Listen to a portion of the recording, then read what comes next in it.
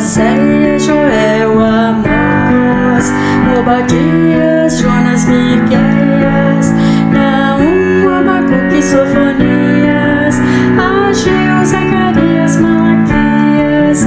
Oséias, Joel, Amós, Obadias, Jonas, Miqueias, Naum, Abacuque, Sofonias, Ageu, Zacarias, Malaquias.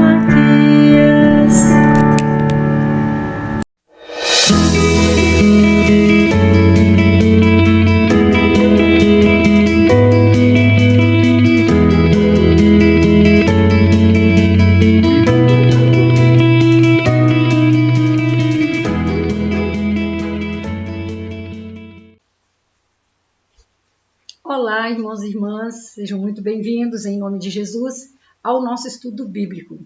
Que o estudo de hoje traga para a sua vida uma bênção toda especial, um esclarecimento, um enriquecimento interior que te leve para mais próximo do Senhor.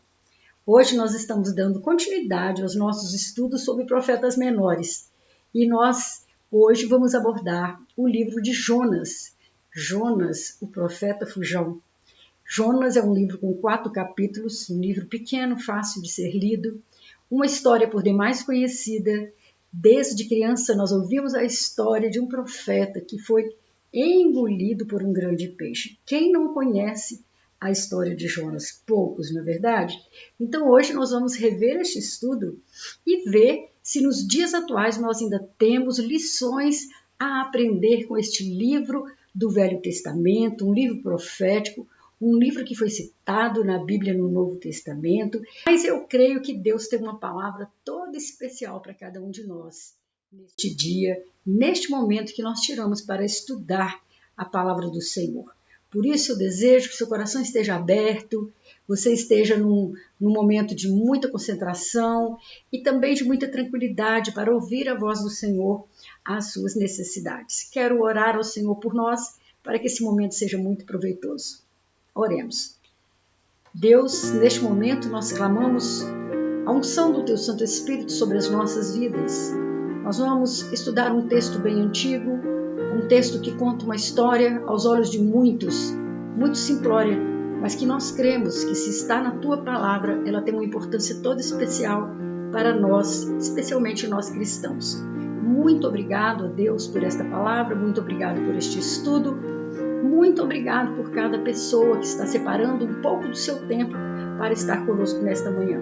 Nós te louvamos, nós te agradecemos e cremos nas tuas promessas de que aquele coração aberto será satisfeito pela tua bênção. Em nome de Jesus. Amém.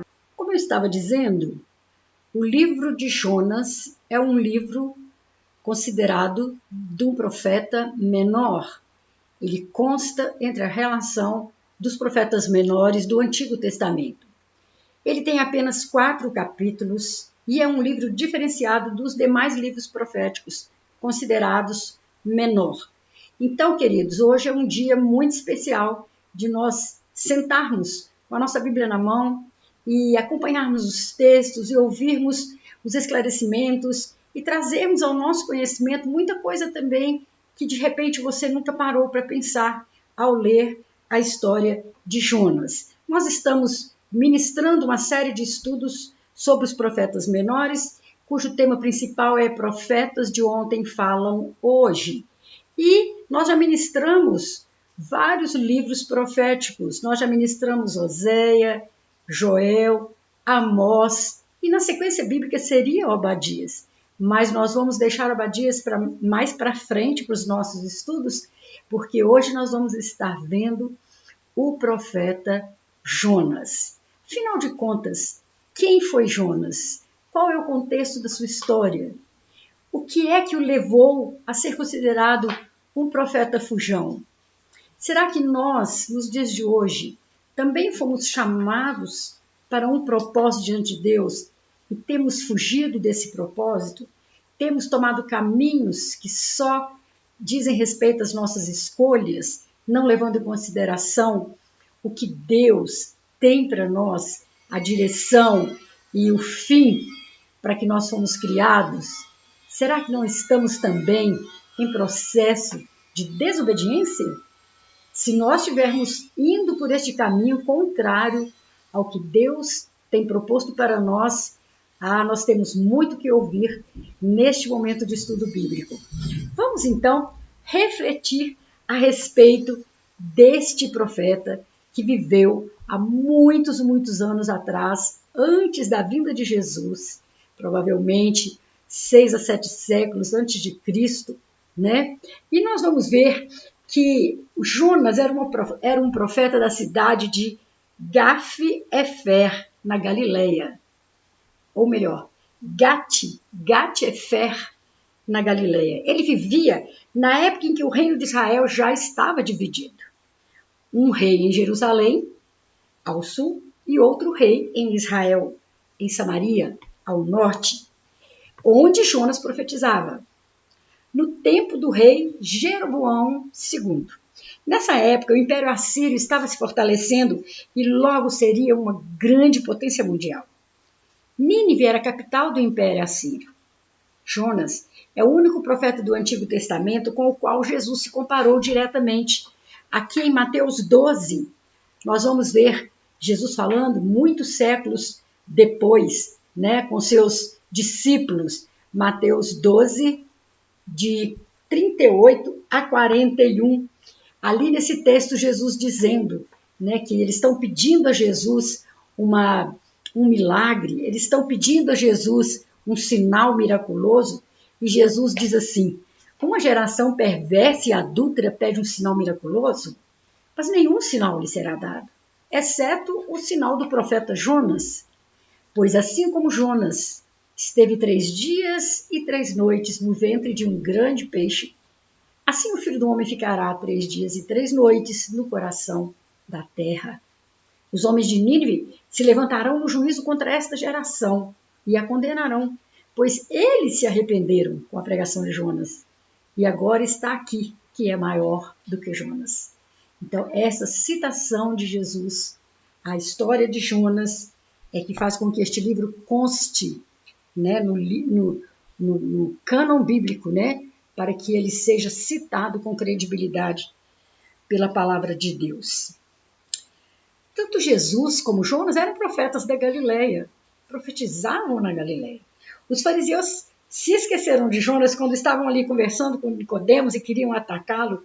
E quando Nicodemos disse que tinha conhecido um profeta da Galileia, eles lhes disseram: da Galileia não se levanta profeta, ou pode vir alguma coisa boa da Galileia? Se eles tivessem pesquisado as escrituras com mais cuidado, eles não teriam errado tanto, porque ali estaria então a história de Jonas, a história biográfica de Jonas. O livro de Jonas, irmãos, é um livro muito especial, ele é um pouco diferente dos outros livros proféticos, como eu disse, porque ele é biográfico e não tanto assim profético propriamente. O que vemos na história é um Deus todo-poderoso, mas cheio de misericórdia, operando na vida de Jonas e por meio desse profeta na vida do povo incrédulo de Nínive, a capital do grande império da Assíria. O chamamento de Jonas é muito interessante, né? Ali em Jonas 1 e 2, Deus chama as pessoas de maneiras diferentes, e nós vemos isso no chamado de Jonas.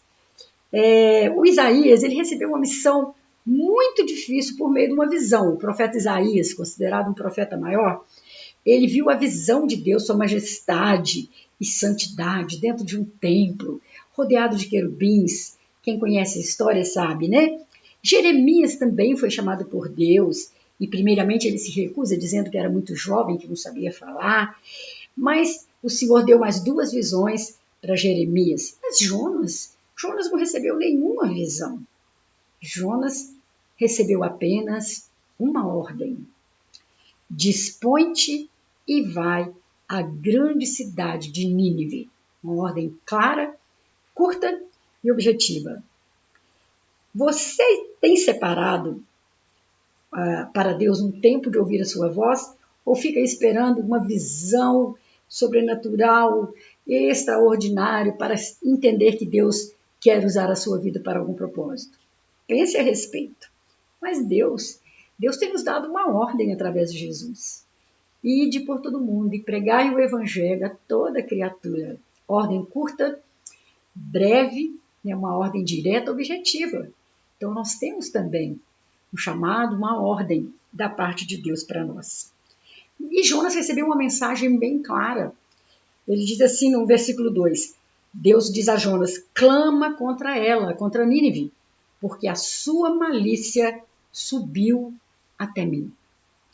Como Jonas, a nossa mensagem é contra o pecado. O evangelho é a solução para o grande problema do pecado. Aí Jonas se dispôs, mas para fugir da presença do Senhor. A Bíblia diz que ele tomou um navio e fugiu da presença do Senhor. Que coisa triste, né? Ver um servo de Deus fugindo do seu trabalho, do seu chamado. Mas o fato é que fugir da presença de Deus é muito natural. E ninguém pode fugir, na verdade, da presença de Deus. Adão e Eva, lembram, lá no paraíso, tentaram fugir da presença de Deus. Quando eles se perceberam pecadores, desobedientes, né? Eles se escondem e quando na viração do dia Deus os procura no jardim do Éden, eles estão escondidos.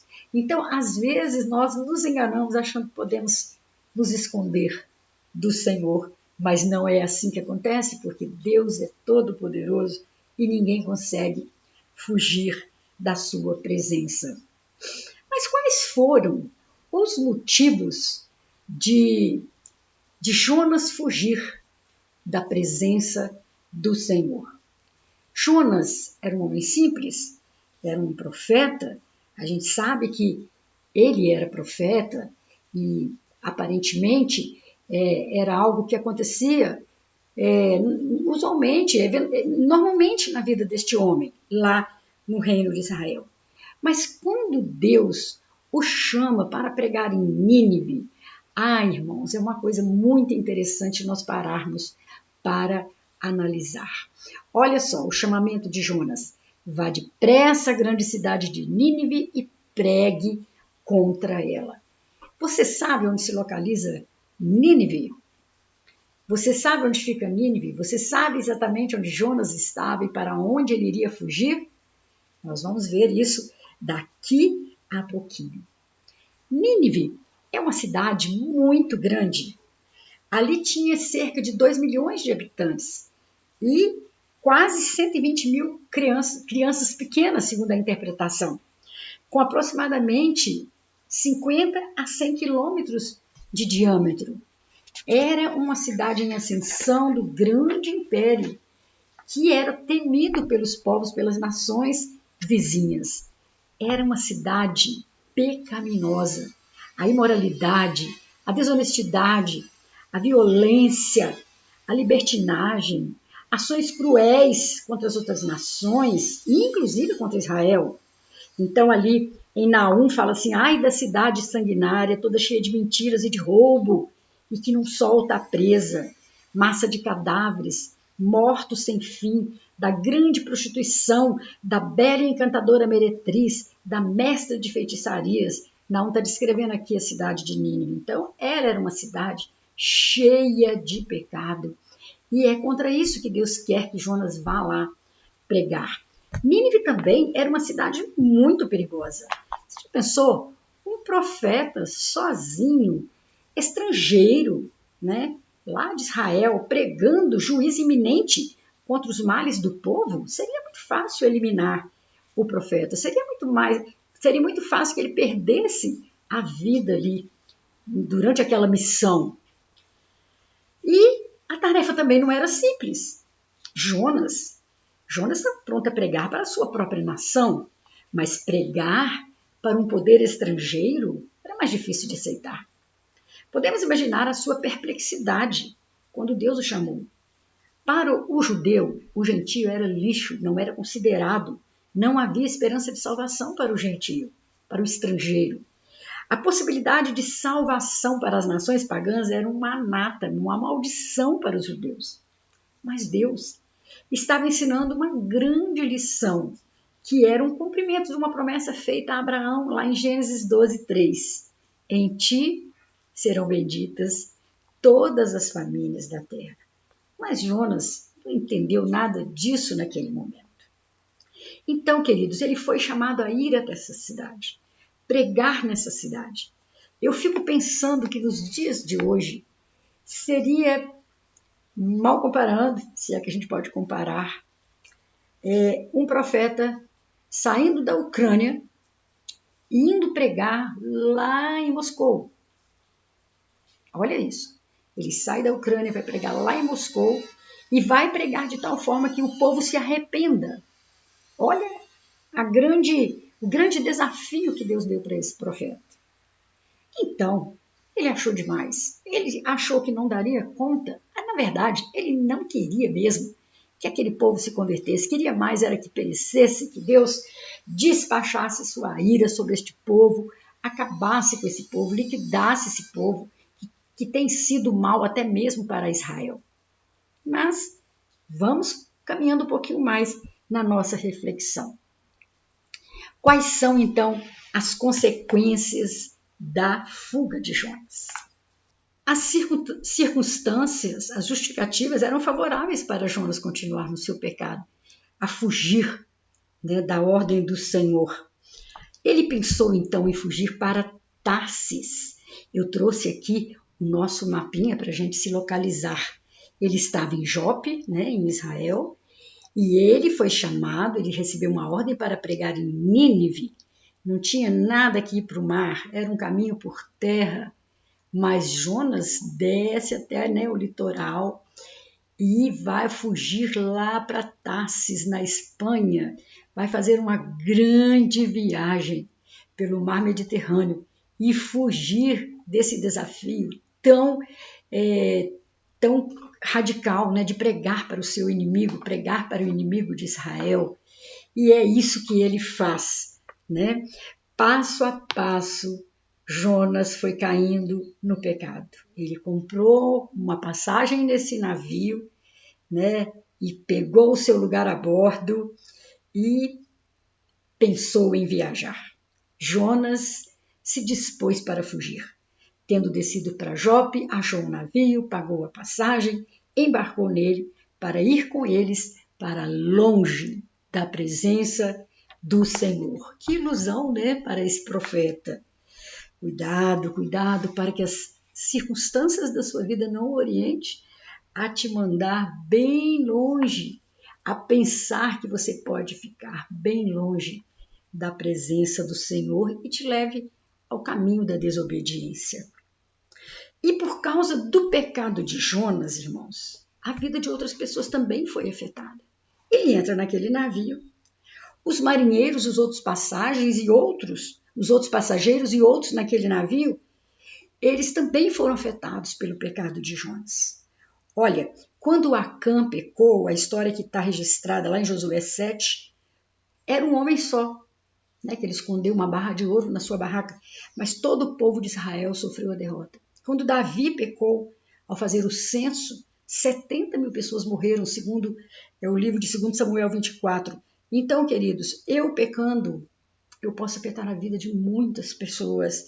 Eu posso levar à decepção, à frustração, à perdição muitas pessoas que me olham, que me veem, que se inspiram em mim ou que confiam em mim. Minha desobediência pode sim afetar a vida de outras pessoas. Então, nós vimos aqui nesse mapa que a distância que ele queria tomar era muito grande.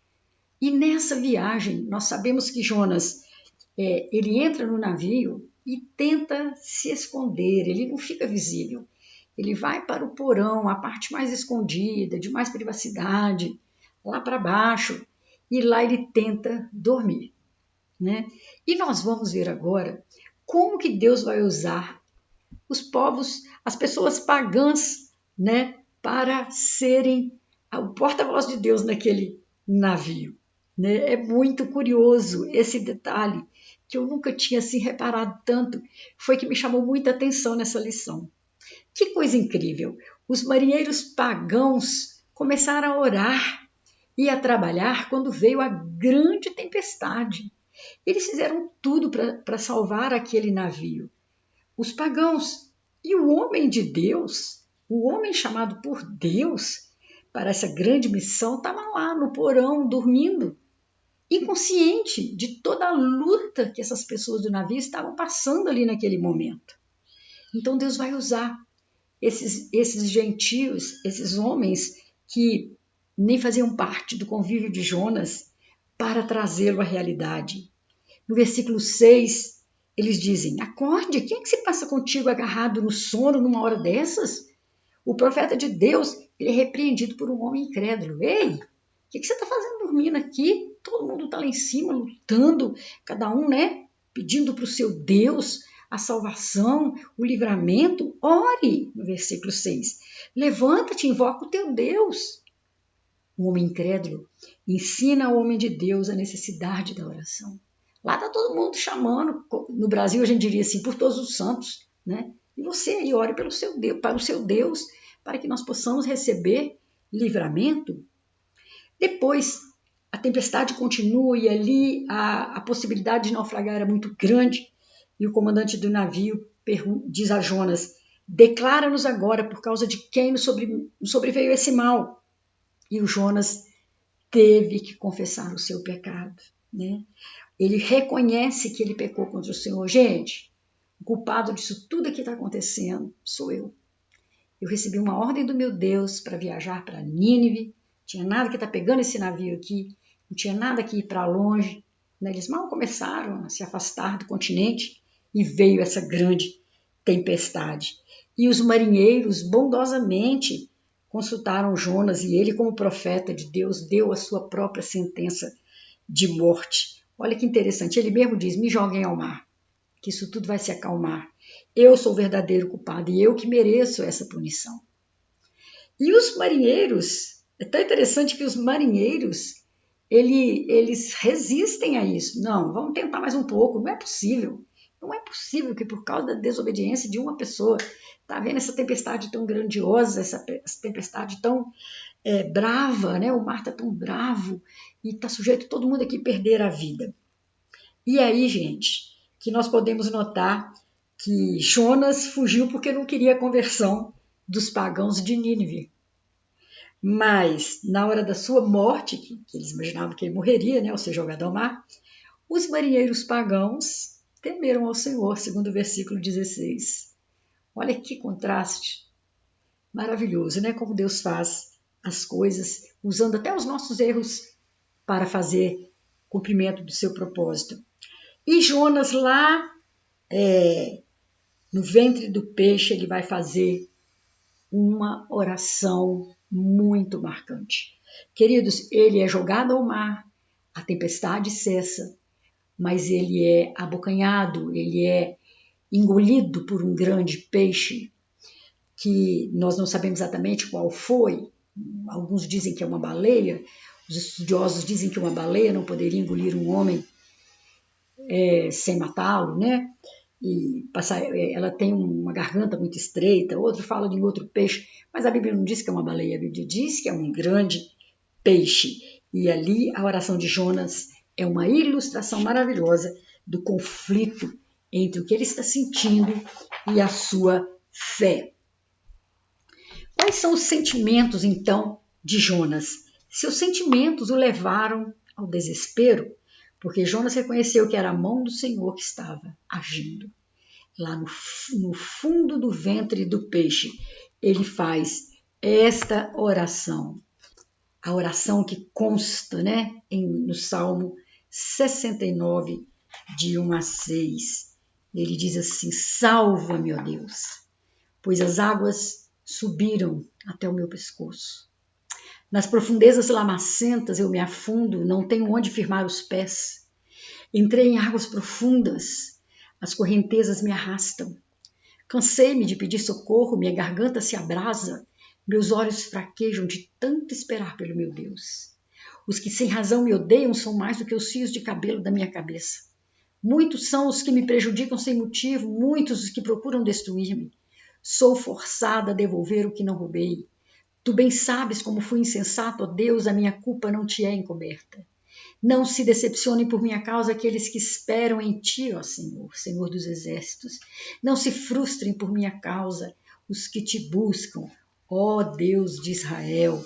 A oração de Jonas ali, diante do seu afundamento nas águas, diante de tudo que ele passou, o seu sentimento é de muita tristeza, né? E quando Jonas desceu para Jope, ele nem orou ao Senhor, mas quando surgiu a grande tempestade, mas lá no ventre do peixe, ele orou. Eu me lembrei do Senhor, ele diz no seu livro. A sua oração traz 7 citações de salmos que lhe deram confiança para a sua salvação do ventre do peixe. Contudo, fizeste subir da sepultura a minha vida, ele diz. Ao Senhor pertence a salvação, está no versículo 9. Ah, irmãos, e ali, passado aquele período ali de grande medo, de grande aflição, de grande arrependimento por parte do profeta, Deus faz com que aquele peixe vomite o profeta em terra, uma praia. E muita gente, né, na sua ilusão, na sua mente infantil, acredita que o peixe jogou Jonas lá em Nínive. Voltemos ao nosso mapinha, né? Não havia essa possibilidade. Nínive não era uma cidade litorânea. Nínive era uma cidade muito longínqua ali do litoral. Então, o grande peixe vomita Jonas na terra. A graça de Deus não somente perdoou, mas o colocou de novo na função de profeta. E ali Jonas, então, vai ter que fazer uma grande viagem, provavelmente a pé, até Nínive. Naquela caminhada, né, ele vai experimentar a graça de Deus restaurando a sua vida e clareando os propósitos de Deus para a vida dele e nos dando a ele uma segunda chance para trabalhar para Deus. Olha que reviravolta fantástica na história do grande profeta Jonas. E aí sim ele obedece ao Senhor. Graças a Deus pela segunda vez, no versículo 1, né? Deus deu uma outra oportunidade para Jonas. E dessa vez ele obedeceu e aconteceu então um grande milagre. Os ninivitas creram em Deus. Não é de estranhar que Deus desse tanto valor à salvação do povo da cidade de Nínive, uma vez que para ele uma alma vale mais que o mundo inteiro. Deus deu uma chance àquele povo. E o povo, desde o rei, né, até o mais novinho, ouve a pregação de Jonas. Ele passou 3 dias percorrendo a cidade e pregando, né? E ali as pessoas se converteram, mudaram de propósito, se arrependeram diante da pregação de Jonas. Irmãos, no capítulo 4, de 1 a 11, o livro de Jonas vai relatar o seu desgosto. Como assim desgosto? Ele foi obediente, ele fez o que Deus lhe pediu para fazer, ele alcançou o propósito de Deus para aquelas vidas, mas algo aconteceu. Algo aconteceu. Jonas vai lá para o alto, né, para ficar vendo a cidade do alto, um sol muito quente, um clima muito quente, e Deus faz com que uma planta nasça para dar abrigo a Jonas, dar sombra a Jonas, enquanto ele fica ali meditando, né, no trabalho feito por ele ali durante todo aquele tempo. E acontece que durante a noite aquela planta foi invadida, né, por vermes e comida por vermes, e ela secou. E Jonas ficou tremendamente irado porque o seu abrigo, a sua sombra tinha acabado e ele ficou exposto ao sol.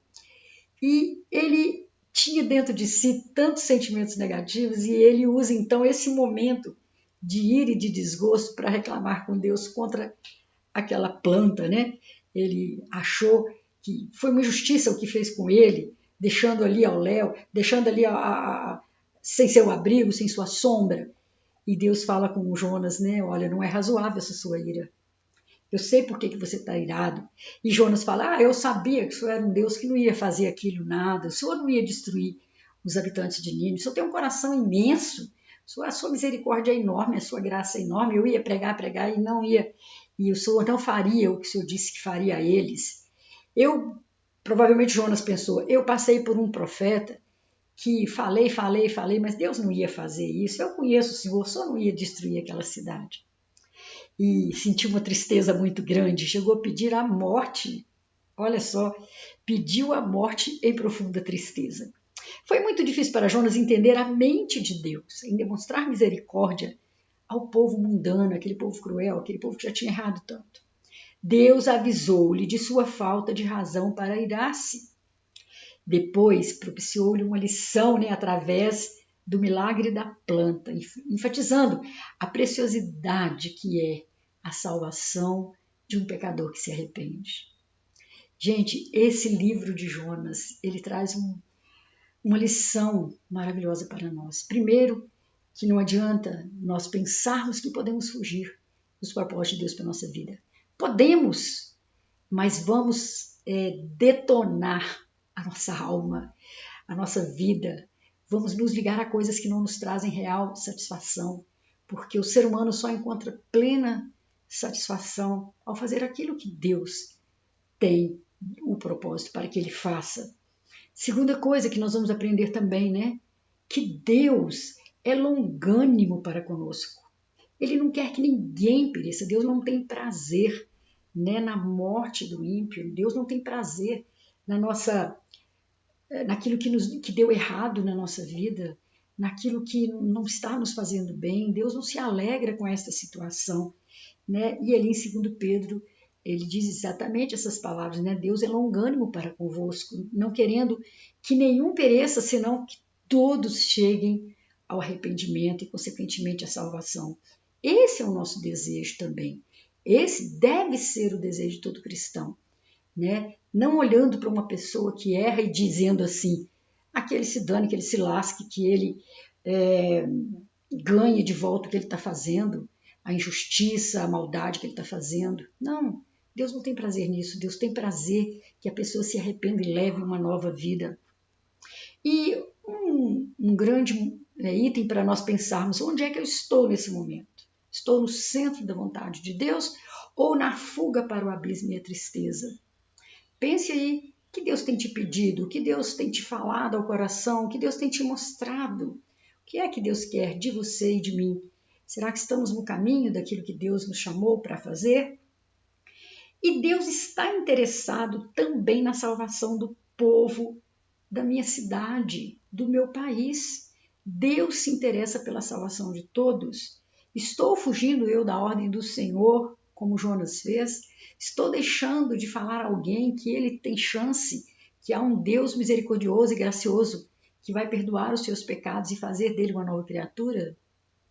Talvez você não vai falar isso pregando como Jonas, andando, caminhando pela cidade falando. Deus vai te dar outros métodos de evangelização. Deus vai te dar outros métodos de cumprir a missão, Mas se você faz a vontade dele, ele vai clarear isso para você. Vai clarear o modo, o como atingir os objetivos que ele tem para as pessoas ao nosso redor. Eu gostei demais, tive muito prazer em estudar o livro de Jonas. E quando eu pude perceber que, na realidade, o desafio foi extremamente grandioso, de um profeta ser tirado da sua terra e pregar para uma nação estrangeira, uma nação pecaminosa, uma nação cruel para com os soldados que ela prendia, os cativos da guerra, como ela era cruel, mesmo com as nações que ela invadia, ela era por demais má, com as pessoas, e Jonas teria todo motivo do mundo aos nossos olhos para dizer não vou, isso não é justo, Mas ao mesmo tempo nós vemos como que Deus age na vida desse profeta, leva-o a cumprir os seus propósitos de uma maneira maravilhosa, porque até o rei jejuou, o rei se humilhou, o rei orou e se arrependeu do seu pecado, E Jonas então é um homem, um profeta que termina sua missão de maneira maravilhosa e vitoriosa. Então que Deus possa falar aos nossos corações através da história de Jonas, E a ligação desse livro, a ligação da sua história com Deus, com Jesus no Novo Testamento, é isso, A graça de Deus, ela não somente perdoa, mas nos coloca de novo nos propósitos de Deus. É muito lindo quando diz que nós somos uma nova criatura a partir do momento que nós nos arrependemos e cremos. É porque é uma nova criatura que sabe para que foi criada, onde que Deus nos quer, fazendo o que e como. Uma pessoa que tem pleno sentido da sua vida, plena noção, plena revelação do que Deus quer para cada um de nós. E nessa semana você seja ricamente abençoado. Se você ainda não descobriu os propósitos de Deus para a sua vida, ainda não descobriu o seu chamado, é hora de procurar o Senhor, se deixar sondar pelo Senhor, para que Ele possa te revelar. Se algo está dando errado, provavelmente você está indo em outra direção. Não está indo na direção que Deus quer que você vá. Mas se algo está certo, se você está encontrando prazer no cumprimento daquilo que Deus te chamou para fazer, se você está encontrando alegria nesse chamado, ainda que com lutas, você está no caminho certo. Então que Deus nos abençoe, nos dê uma semana maravilhosa e nos dê condição de voltarmos na próxima semana com mais um estudo sobre os profetas menores. A bênção do Senhor sobre a sua vida. Amém.